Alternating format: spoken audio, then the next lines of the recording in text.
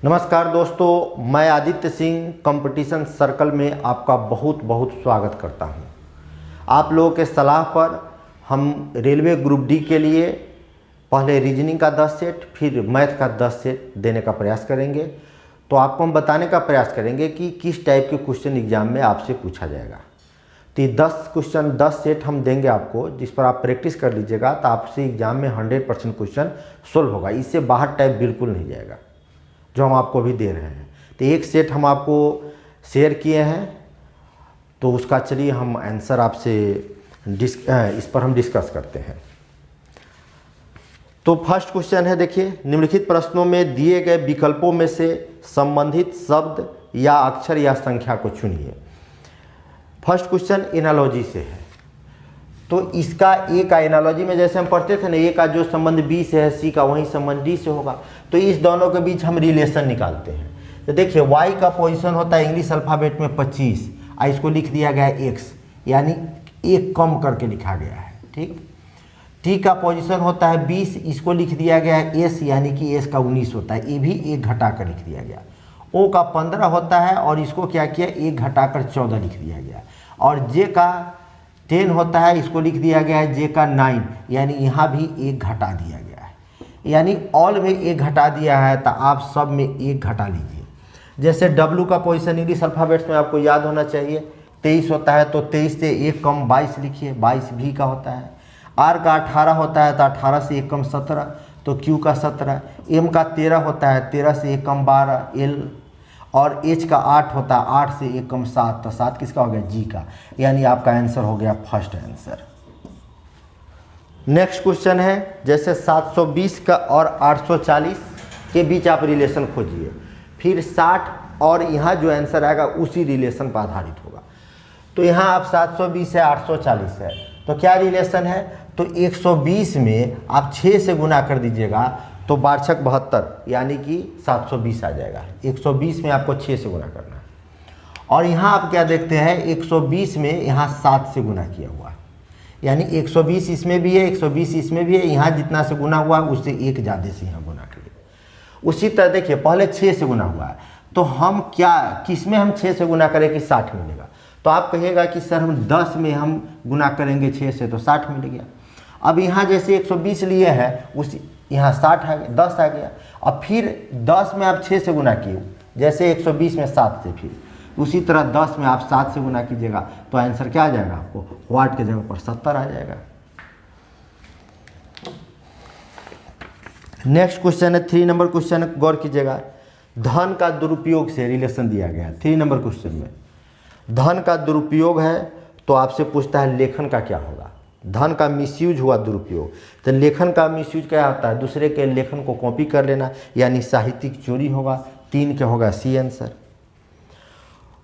चौथा number question में आइए। चौथा नंबर क्वेश्चन कह रहा है, 4-5 क्वेश्चन के लिए निर्देश है कि इन प्रश्नों में उसे चुनिए जो अन्य तीनों से भिन्न है, यानी क्लासिफिकेशन का क्वेश्चन आ गया। जो भिन्न है, यानी कि जो ऑड है, उसको आपको आंसर के रूप में चुनना है। तो जैसे 4 में देखिए, एक में दिया है 27, बी में दिया है 35, सी में दिया है आपको 18 और डी में दिया है 9। तो आप बताइए, ये तीनों के बीच कोई ना कोई एक रिलेशन है। ये तीनों जो है ना 9 के टेबल में आता है, 9 दूना 18 और 9 तिया 27, ये सब जो है 9 के टेबल में आता है, और 35 9 के टेबल में नहीं आता है। जो इस कैटेगरी का नहीं है, जो इस जाति का नहीं है, उसको छाड़ देना है, यानी विजातीय को अलग करना है। जो विजातीय होगा, अलग जाति का होगा, वही आपका आंसर हो गया। तो ये 3 कौन जाति का है, तो तीनों मिल गया 9 का टेबल में आता है, 9 के पहाड़ा में आता है, और ये 35 9 के पहाड़ा में नहीं आता है। क्वेश्चन नंबर 5 देखते हैं। ऑड को आपको छांटना है, वही आपका आंसर होगा।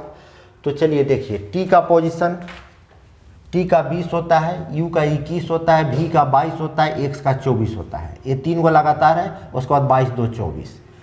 ओ का होता है 15, पी का 16 और आर का होता है 18, आई एस का होता है 19, बी का 2 3 4, आई हो गया 6। पोजीशन लिख रहे हैं 8 9 10 और एल का 12। आप ऑड को छांटिए, देखिए 20 21 22 3 को लगातार है, अब 15 16 17 यहाँ गायब है, क्योंकि क्यू आना चाहिए, तब आपका आंसर सही होता है। तो यही ऑड है। देखिए 2 3 4 लगातार है, 8 9 10 3 को लगातार है, उसके बाद 3 को लगातार आना चाहिए, उसके बाद +2 करना है। 4 2 6 10 2 12। और यहाँ भी नहीं है, यहाँ लगातार तो है ही नहीं, तो बी आंसर हो गया जो ऑड है। नेक्स्ट क्वेश्चन 6 नंबर है, निम्नलिखित में कौन सा विकल्प नीचे दिए हुए शब्दों का सार्थक क्रम दर्शाता है। यानी लॉजिकल सीक्वेंस ऑफ वर्ड एक चैप्टर पढ़े होइएगा, शब्दों को सार्थक क्रम में सजाना है नेचुरली, जैसे प्रकृति में रहता है। जैसे बीज है, पौधा है, अंकुरन है, भ्रूण है, फूल है और फल है। तो सबसे पहले आप क्या करते हैं, देखिए ये सब किससे संबंधित है, प्लांट से संबंधित है, पौधा से है, किसी वृक्ष के निर्माण प्रक्रिया से संबंधित है।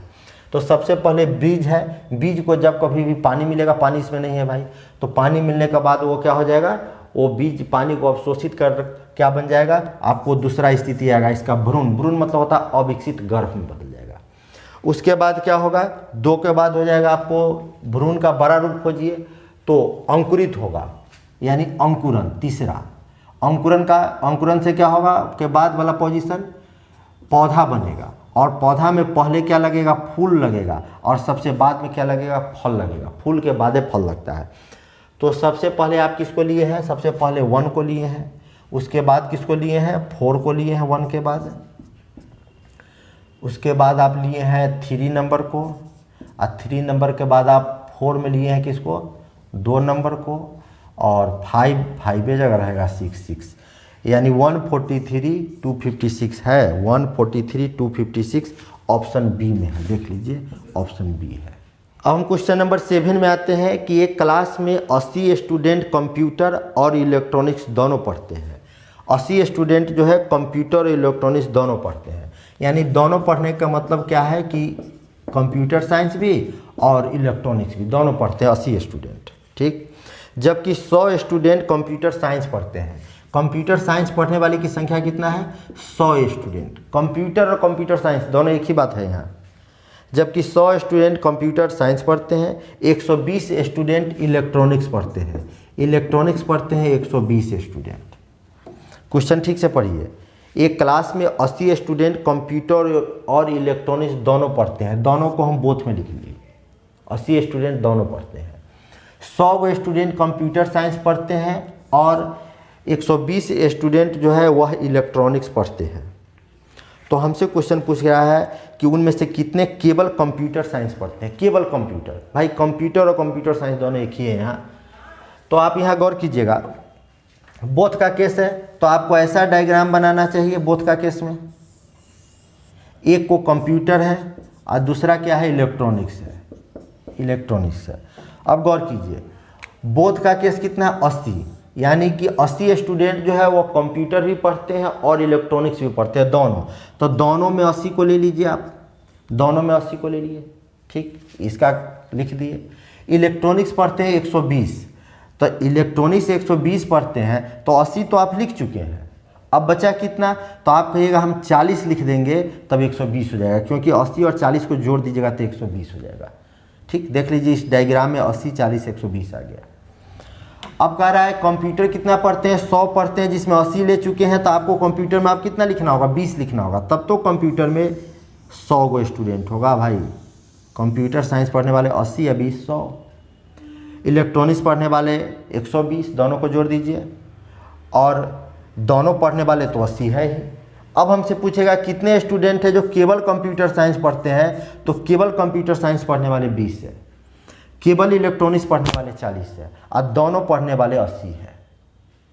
और टोटल स्टूडेंट की संख्या कहेगा तो आपको टोटल स्टूडेंट जोड़िएगा तो 140 आ जाएगा। तो आपसे पूछा है केवल कंप्यूटर पढ़ने वाले, तो केवल कंप्यूटर पढ़ने वाले 20 है। क्वेश्चन नंबर हम 8 में आते हैं। यह सीरीज से संबंधित है, इस सीरीज को आप पूरा कीजिए। व्हाट कहीं लगा है तो 1 0 3 2 5 6 व्हाट 12 9 20 है। तो आप इसके बीच में एक रिलेशन खोजिए, जैसे 1 3 2 जोड़ दिए, 3 2 5, अल्टरनेट में चलिएगा, एक लेटर छोड़कर 3 2 5, आप 5 2 कितना होना चाहिए, 5 में 2 जोड़ेंगे तो 7, यानी आपका आंसर 7 आना चाहिए।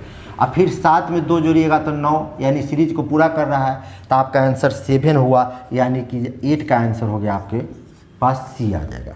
नेक्स्ट क्वेश्चन नंबर 9 में, ये भी सीरीज का क्वेश्चन है। देखिए इसमें क्या है, रिलेशन खोजिए, व्हाट लगा है बीच में एक जगह, तो इसमें 1 से गुना करके 1 जोड़ दिए, 7 में 1 से गुना कीजिएगा तो 7 आएगा, 1 जोड़ दीजिएगा तो 7 है 1 8। अब यहाँ देखिए 8 में आप 2 से गुना कीजिए, 2 जोड़ दीजिए, 8 दूना 16, 2 18। फिर यहाँ गौर कीजिएगा 18 में आप 3 से गुना कीजिए और जोड़ना है 3, क्रम से चलना है, 3 जोड़ना है 3, तो 18 3 54 3 57। ठीक, अब यहाँ पर गौर कीजिएगा 57 में आपको, अब देखिए 1 से गुना किए 1 जोड़े, 2 से गुना किए 2 जोड़े, 3 से गुना किए 3 जोड़े। अब आपके पास क्या है, 4 से गुना करना है और जोड़ना भी 4 ही है, यानी 57 में 4 से गुना कीजिएगा, 7 चौक 28, 5 चौक 20 और 2 22। इसमें जोड़ना कितना है, तो 4 जोड़ना है, तो 4 जोड़ना है तो कितना आ जाएगा 232। 232 आंसर है आपका इसमें। क्वेश्चन नंबर हमारे पास 9 का आंसर बी हो गया, 9 का आंसर बी। क्वेश्चन नंबर 10 है, ब्लड रिलेशन से संबंधित है। कह रहा है बी का भाई ए है, ए जो है ना वो भाई है, किसका, बी का। तो इसका मेल फीमेल क्लियर हो गया कि यह पुरुष है, लेकिन इसका क्लियर नहीं है क्योंकि ये भाई लोग अपने भाई का भी होता है और बहन का भी तो भाई हो सकता है। तो बी का मेल है कि फीमेल है, ये क्लियर नहीं हुआ। आगे पढ़िए, लिखा हुआ है सी की पुत्री बी है, यानी सी की पुत्री है, बी क्या है, पुत्री है, किसकी पुत्री है, बी। तो क्वेश्चन कह रहा है कि सी की पुत्री है। अब तो क्लियर हो गया कि ए भाई है और जब से ही पुत्री हुई तो क्लियर हो गया कि बी बहन हो गई, यानी ए भाई हो गया, बी बहन हो गया। अब बी पुत्री है, किसका पुत्री है, बी, सी के। अब आगे लिखा है कि और ए के पिता डी है, ए के जो पिता है ना वह डी है, कहने का मतलब है डी जो है ना वह पिताजी है, किसके पिताजी है, तो कहिएगा ए का। क्वेश्चन कर रहा है तो ये दोनों, ए और बी दोनों क्या है, ए भाई हो गया और ए बी क्या हो गई, बहन हो गई, ए भाई। और जैसे ही ए पिता हुए ए का तो बी का ही पिता हो जाएंगे। ठीक, और बी पुत्री है सी का, यानी इस दोनों के बीच रिलेशन खोजना होगा तो हस्बैंड वाइफ का रिलेशन हो जाएगा। ये दोनों हस्बैंड वाइफ हो गए, ए इनका पुत्र हो गया और बी पुत्री हो गई। अब हमसे क्वेश्चन पूछ रहा है इसमें कि बताइए, क्वेश्चन पूछ रहा है कि सी डी से किस प्रकार संबंधित है, सी किस प्रकार संबंधित है डी से। तो हमको सी का रिलेशन खोजिएगा, सी किस प्रकार संबंधित है डी से। तो सी क्या हो जाएगी, सी पत्नी हो जाएगी, वाइफ हो जाएगी सी किसकी, तो डी की। तो इसका आंसर आ गया बी, ऑप्शन बी आंसर हो गया। दिए गए विकल्पों में से वह शब्द चुनिए जो दिए गए शब्द के अक्षरों का प्रयोग करके नहीं बनाया जा सकता है। देखिए यहाँ कुछ लेटर का समूह दे दिया गया है, इसमें से चारों ऑप्शन में से चुनिए कि कौन सा वर्ड नहीं बनाया जा सकता है। जैसे देखिए यहाँ आर, तो यहाँ भी आर है, तार, उसके बाद ई है तो ई है, यहाँ पर एल है तो देख लीजिए मेन में एल है, कहीं एल है, कहीं भी एल नहीं है। एल है भाई, कहीं नहीं एल है। तो आपको कौन नहीं बनाया जा सकता है, तो फर्स्ट ऑप्शन नहीं बनाया जा सकता है। क्यों, क्योंकि इस लेटर का जो सीरीज दिया हुआ है इसमें एल कहीं है, ये नहीं है, INCARCERATION है, एल कहीं नहीं है, इसलिए फर्स्ट ऑप्शन इसका आंसर होगा। क्वेश्चन नंबर 12 में है ये कोडिंग डिकोडिंग से संबंधित है। यदि एक कोडिंग भाषा में, कूट भाषा में इंटेलिजेंस को लिखा गया है, ये मीनिंगलेस है, ये मीनिंगफुल है, मीनिंगफुल से मीनिंगलेस की ओर आना कोडिंग कहलाता है। तो इंटेलिजेंस को लिखा गया है, इसको हम पढ़ नहीं सकते हैं क्योंकि ये मीनिंगलेस है। तो आपसे पूछता है मैथमेटिकल को क्या लिखा जाएगा, वैसे ही मैथमेटिकल को क्या लिखा जाएगा। तो गौर कीजिएगा यहाँ पर देखिए ETNI यानी कि फर्स्ट 4 गो को उलट कर लिख दिया है। तो आप भी फर्स्ट 4 गो को उलट कर लिख दीजिए, क्या लिखिएगा, उलट कर। ई देखिए यहाँ शुरू है ETNI, तो हम भी यहाँ से लिखते हैं HTAM,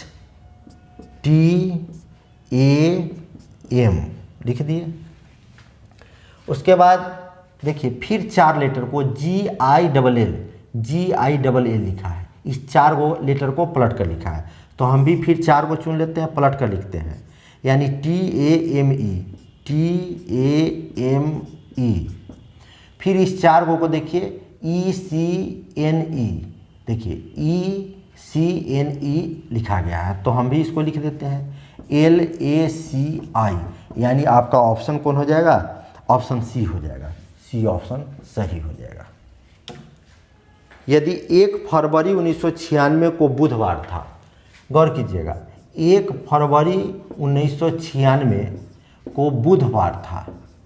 तो आपसे क्वेश्चन पूछा गया है कि बताइए 3 मार्च,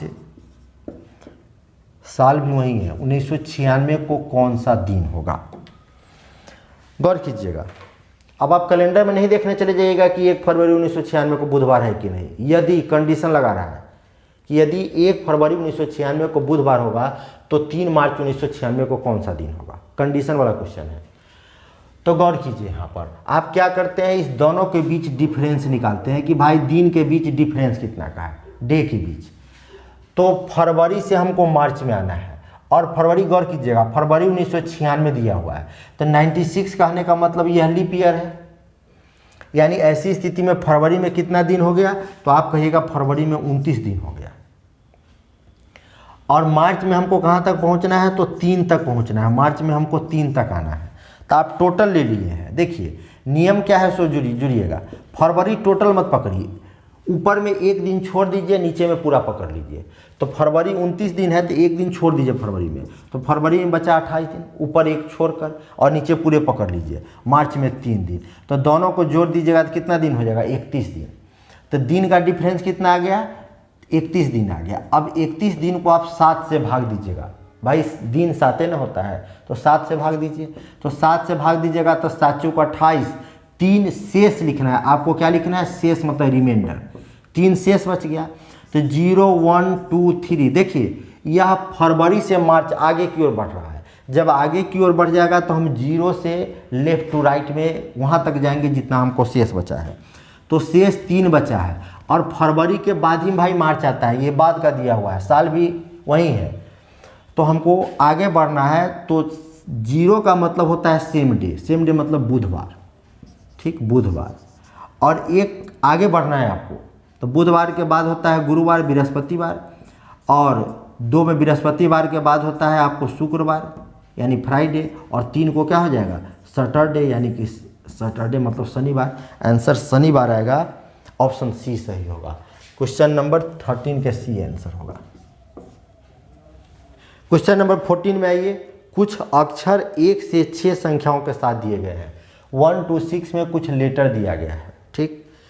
संख्याओं को उस क्रम में चुनिए जो अक्षरों को एक सार्थक शब्द के रूप में व्यवस्थित कर दे। इस लेटर से आप एक वर्ड बनाइए, वर्ड कहने का मतलब मीनिंगफुल होना चाहिए, तभी वह वर्ड होगा।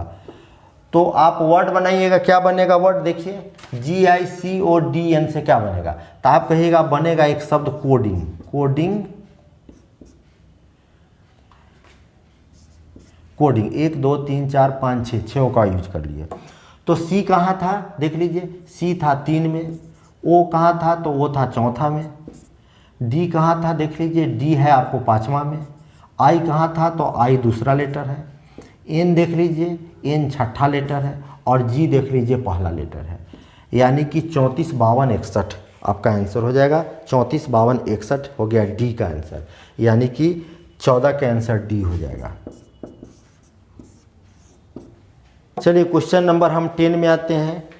10 to the power 3 is greater than 5 is greater than 4 + 16 है, पहला ऑप्शन है। इसको आपको कौन सा समीकरण सही है आपको चुनना है। तो चलिए एक एक कर सबका मतलब लिखते चलते हैं, ठीक। इसका क्या मतलब है देख लीजिए, खोज लीजिए, इसमें से दिया हुआ है। इसका मतलब होता है घटाना, इसका मतलब हुआ घटाना। 10 - 3 इज ग्रेटर देन का मतलब क्या होता है देख लीजिए, का अर्थ है जोड़ना, इसका मतलब है जोड़ना, तो जोड़ दिए 5, यही चीज़ यहाँ आ गया, +4।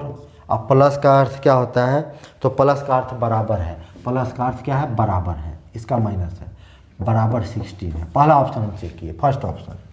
तो चेक कर लीजिए, आपको पहले है 10, जोड़ लीजिए, ये दोनों सब प्लस है भाई, 10 5 15, अब 15 और 4 19, 19 में से आप 3 घटाइएगा तो 16 आ जाएगा।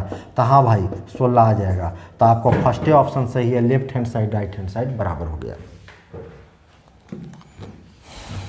चलिए नेक्स्ट क्वेश्चन नंबर 16 है कि यदि घड़ी में 5:40 हो रहा है, घड़ी में 5:40 हो रहा है, तो उसके जल प्रतिबिंब मतलब वाटर इमेज में घड़ी की सुइया किस समय को दर्शाएगा, यानी इसका वाटर इमेज निकालना है। तो वाटर इमेज निकालने के लिए हम क्या करते हैं, वाटर इमेज बनाना है 5:40 का। तो वाटर इमेज के लिए क्या करते हैं, देखिए जो दिया हुआ समय है ना उसको आप क्या कीजिएगा, वाटर इमेज के लिए 18:30 में से घटा लीजिएगा। 18:30 यानी 6:30 बजे।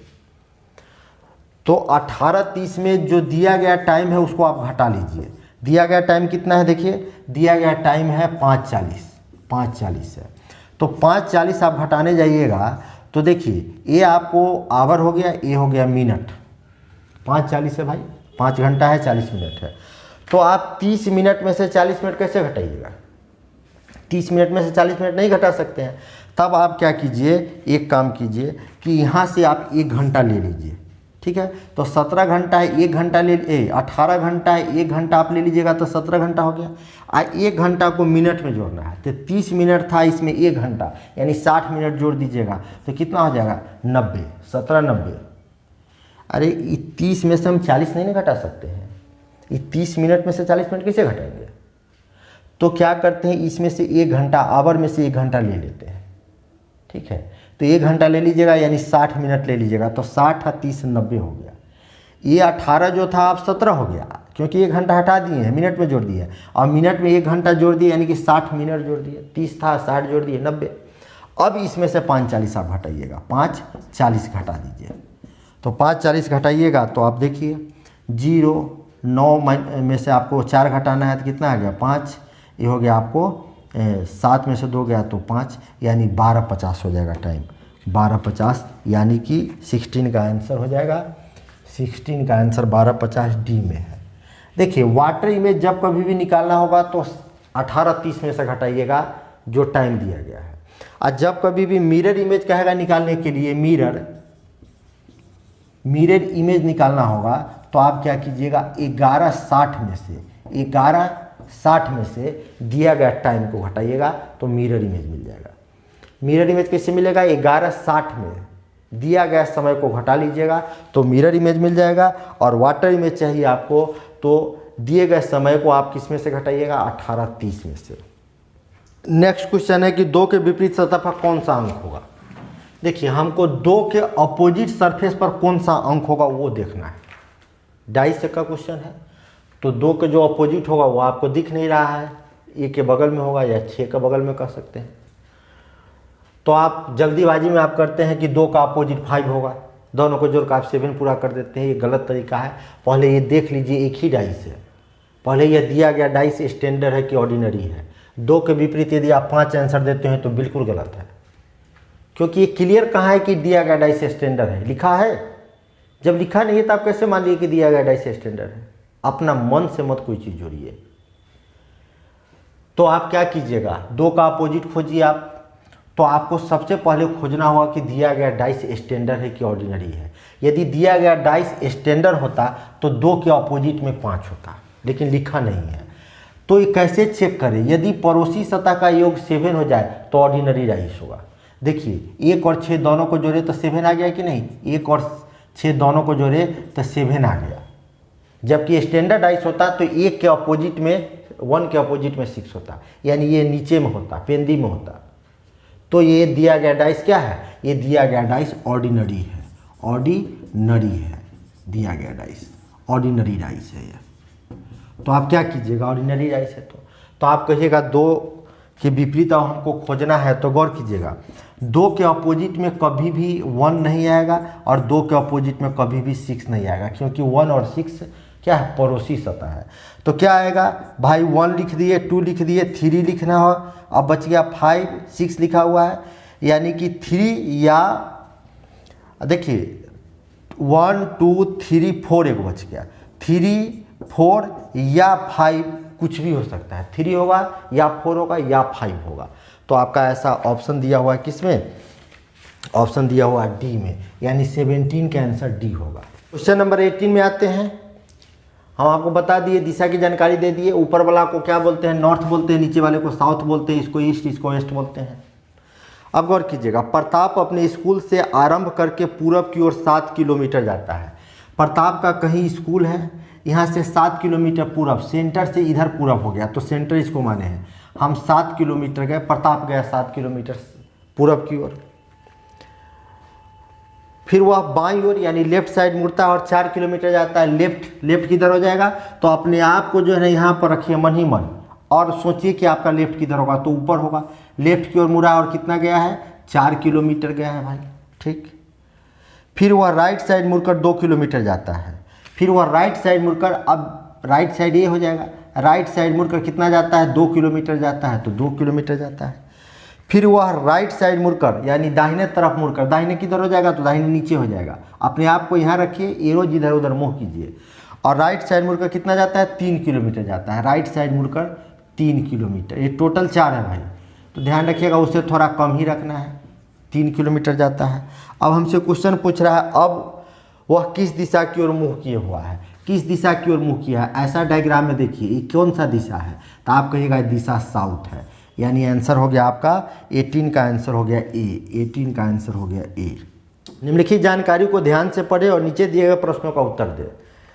8 मित्र है, सीटिंग अरेंजमेंट का क्वेश्चन है। 8 मित्र है, A B C D E F G H, A B C D E F G H, 8 दोस्त है जो वृत्ताकार मेज के चारों ओर केंद्र की ओर मुँह करके बैठा हुआ है। जो एक वृत्ताकार सर्कल टाइप का टेबल है उसके तरफ चारों सेंटर की तरफ मुँह करके बैठा हुआ है। कितने दोस्त हैं, 8 दोस्त हैं।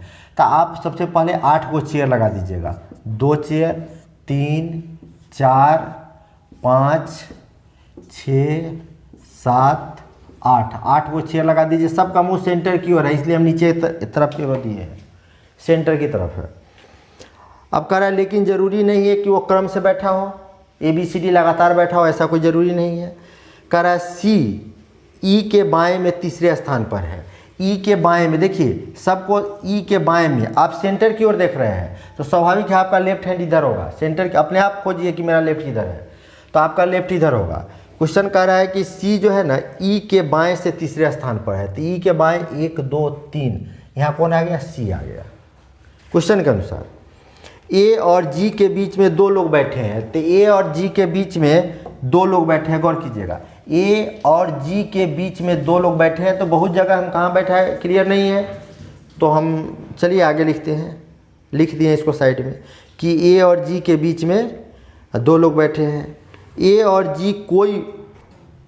जी में से कोई भी सी का पड़ोसी नहीं है, यानी सी के बगल में न तो ए बैठा है, सी के बगल में कौन नहीं बैठा है, न तो ए बैठा है और न ही जी बैठा है। सी के पड़ोस में, सी के पड़ोस में आप नीचे लिखिए, न तो ए बैठा है और न ही जी बैठा है सी के पड़ोस में। ए और जी में से कोई भी सी का पड़ोसी नहीं है। अरे सी का पड़ोसी दोनों साइड लिखना होगा, ए और जी में से कोई भी सी का पड़ोसी नहीं है, ठीक। एच एफ के दाएं से दूसरे स्थान पर है, तो एफ के दाएं से दूसरे स्थान पर देखिए, एफ के दाएं से एक स्थान दाएं, दूसरे स्थान दाएं पर कौन है, एच एफ के दाएं से दूसरे स्थान पर है। एच जो है ना एफ के दाएं से पहला दूसरा स्थान पर है। एफ सी का पड़ोसी नहीं है। अब देखिएगा सी का पड़ोसी एफ भी नहीं है, गौर कीजिएगा, सी का पड़ोसी एफ भी नहीं है, यानी एफ यहाँ भी नहीं बैठा हुआ है। सी कह रहा है एफ जो है ना सी का पड़ोसी नहीं है। ए सी के बाएं से तीसरे स्थान पर है, सी के बाएं से तीसरा स्थान, बाएं सी के खोज लीजिए, इधर बाएं होगा, 1 2 3, तीसरे स्थान पर कौन है, ए है। क्वेश्चन कर रहा है कि ए जो है ना वह सी के बाएं से तीसरे स्थान पर बैठा है। डी और बी पड़ोसी नहीं है, डी और बी एक साथ नहीं बैठा हुआ, इसको अंडरलाइन करके रखेंगे तब तक, ठीक है। डी और बी पड़ोसी नहीं है। ए तो बैठ गया, तो भाई ए और जी के बीच में 2 आदमी रखना है, तो ए के और जी के बीच में, जी यहाँ दे दीजिएगा तो ए और जी के बीच में 2 आदमी हो जाएगा। इधर आप दे ही नहीं सकते ए और जी के बीच में 2 आदमी, क्योंकि सी बैठा हुआ है, इसलिए 2 को सिर खाली करना होगा। ए और जी के बीच में 2 आदमी, जी यहाँ कैसे लिखिएगा, सी पहले ही से बैठा है, तो ए और जी के बीच में 2 आदमी है, इसको हम लिख लिए। एफ के राइट हैंड में दूसरा एच है, तो देखिए यहाँ एफ नहीं बैठा है, यहाँ एफ नहीं बैठा है, तो एफ को हम यहाँ ई बैठा हुआ था, यहाँ एफ नहीं बैठा है, गौर कीजिएगा, और यहाँ भी एफ नहीं बैठा है, तो हमको एफ को यहीं ना बैठाना होगा, कोई और है नहीं। आप कहिएगा यहाँ बैठा सकते हैं, तो देखिए यहाँ हम क्यों नहीं बैठा है, क्योंकि एफ के, गौर कीजिएगा, एफ के दाहिने में एक के बाद जो है ना एफ के दाहिने में ए को छोड़कर एफ यहाँ बैठाइए, एक को छोड़कर आपको एच आएगा। अच्छा एच यहाँ बैठाना होगा, क्योंकि एफ के राइट हैंड में दूसरा व्यक्ति एच आना चाहिए, तो एफ के राइट हैंड में दूसरा व्यक्ति एच आ गया। यदि एफ यहाँ बैठाते तो राइट हैंड में पहला, दूसरा व्यक्ति एच नहीं बैठ पाता। ठीक, अब ये भी हम लिख लिए।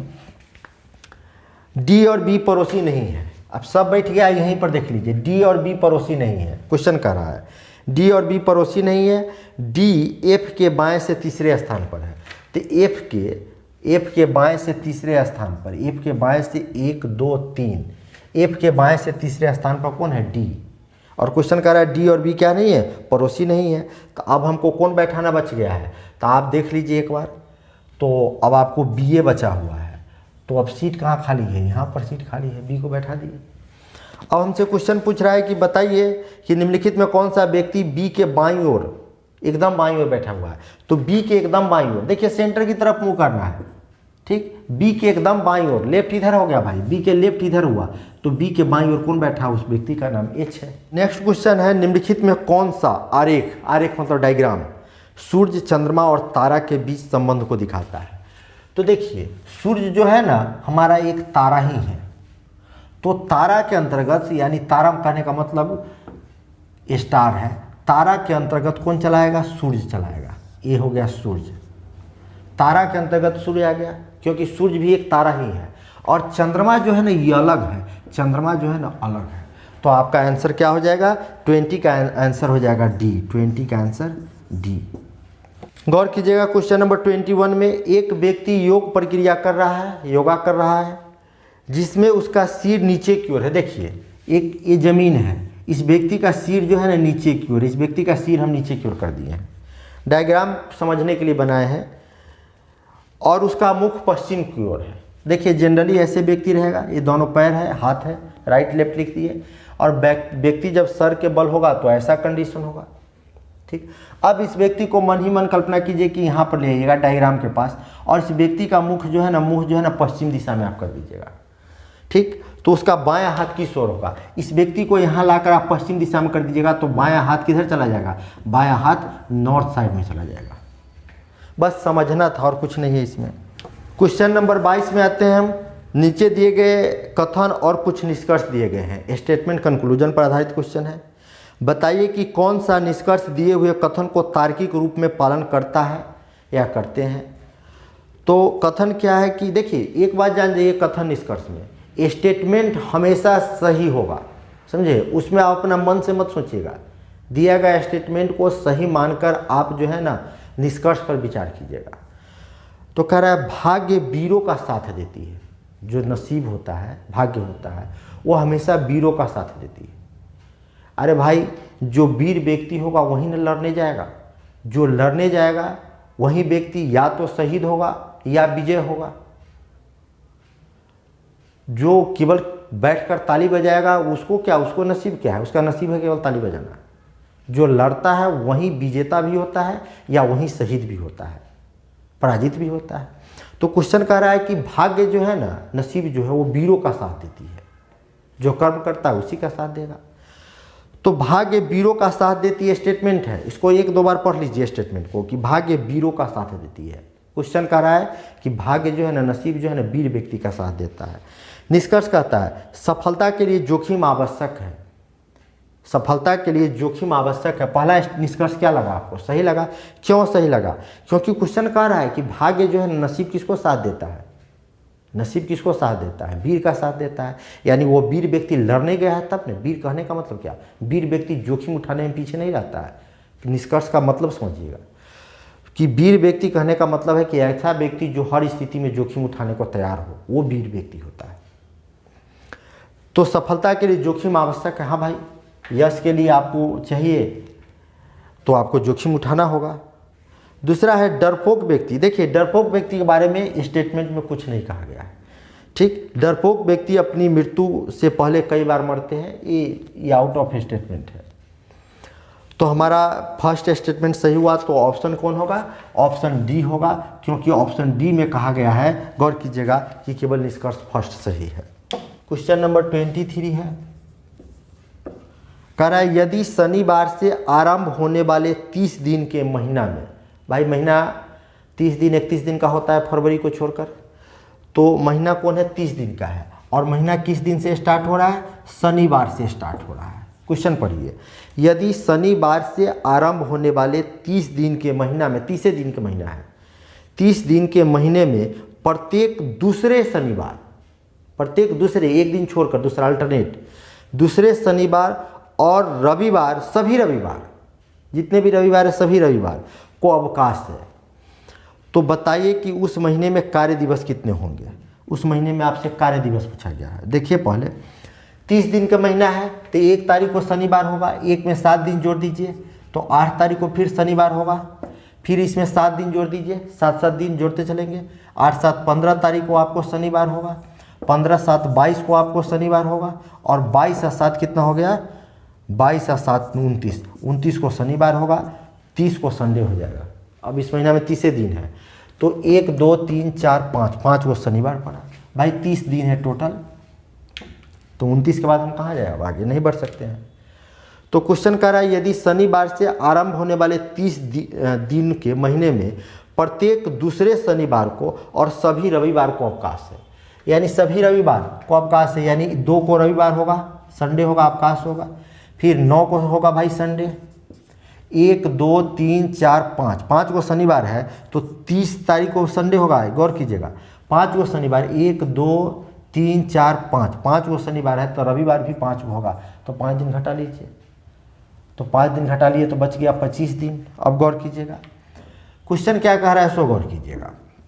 यहाँ एक लाइन है क्वेश्चन में लिखा कि महीने के प्रत्येक दूसरे शनिवार को अवकाश है। देखिए पहले शनिवार को नहीं, दूसरे शनिवार को अवकाश है, फिर पहले को नहीं, इसके बाद दूसरे को अवकाश है, ठीक, एक दूसरे को अवकाश है, फिर पहले को, इसका नहीं लेना है आपको, इसके बाद जो शनिवार आएगा उसको अवकाश है। तो भाई 30 दिन का ना महीना है, तो अवकाश कितना दिन हो गया जिस पर सही टिक लगाए हुए हैं, यानी शनिवार को 2 को शनिवार को अवकाश हो गया, यानी कार्य दिवस कितने हैं, तो भाई 23 को कार्य दिवस न है, ऑप्शन डी सही होगा। गौर कीजिएगा क्वेश्चन नंबर 24 पर, नीचे दिए गए कथन या कथनों के आधार पर उसका पालन करने वाले सर्वश्रेष्ठ संभव विकल्प को चुनिए।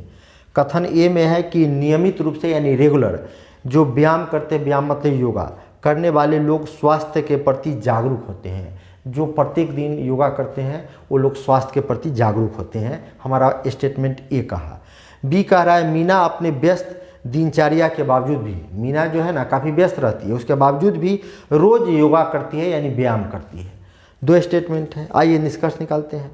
मीना स्वास्थ्य के प्रति जागरूक है, भाई दूसरा बी में कह रहा है कि मीना अपनी व्यस्त दिनचर्या के बावजूद भी रोज़ व्यायाम करती है। बी में लिखा है कि मीना रोज़ व्यायाम करती है, तो हमारा स्टेटमेंट निष्कर्ष फर्स्ट सही है, क्योंकि लिखा हुआ मीना स्वास्थ्य के प्रति जागरूक है, भाई जागरूक है तब तो रोज़ व्यायाम करती है।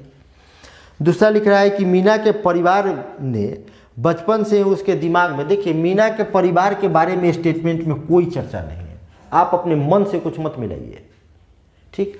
तो पहला सही है, दूसरा गलत है, ऐसा ऑप्शन डी में है, यानी 24 का आंसर डी हो गया। नेक्स्ट क्वेश्चन 25 में आते हैं, लास्ट क्वेश्चन है। नीचे दिए गए कथन ए और कारण आर दिए गए हैं। कथन में हमको ए में दिया है कथन है और आर में उसका कारण दिया हुआ है, रीजन दिया हुआ है, ठीक है। तो कथन कह रहा है कि आजकल अधिक लोग फास्ट फूड खाना पसंद करते हैं, भाई जल्दी से बन जाता है इसलिए लोग उसको खाना पसंद करते हैं। दूसरा है रीजन दिया हुआ है, इसके पीछे कारण क्या है, फास्ट फूड हमेशा सस्ता पड़ता है। अरे भाई फास्ट फूड सस्ता पड़ता है 1 मिनट के लिए कहता तो हम मानते, लेकिन फास्ट फूड हमेशा कहकर इसको ये गलत कर दिया, हमेशा फास्ट फूड सस्ता होता है तो बिल्कुल गलत है। तो कथन तो सही है कि लोग आजकल फास्ट फूड खाना पसंद करते हैं, लेकिन रीजन जो है, जो आपको कारण दिया गया है वो सही नहीं है, क्योंकि हमेशा जो है ना फास्ट फूड सस्ता नहीं होता है। यदि हमेशा नहीं रहता तो हम 1 मिनट के लिए सोचते भी, लेकिन हमेशा शब्द आकर इसको गलत कर दिया है, यानी कि ए सही है और आर गलत है। ऐसा ऑप्शन जो है ना वह सी में है, यानी 25 का आंसर हो जाएगा सी। बहुत बहुत धन्यवाद। यदि आपको ये सेट अच्छा लगा है तो आप इसको लाइक कीजिएगा और अपने दोस्तों में शेयर कीजिएगा। हम आपको यकीन दिलाते हैं कि ये ऐसा इस टाइप के आप 10 सेट बना लीजिएगा तो एग्ज़ाम में 100% क्वेश्चन आपसे सोल्व होगा। बहुत बहुत धन्यवाद।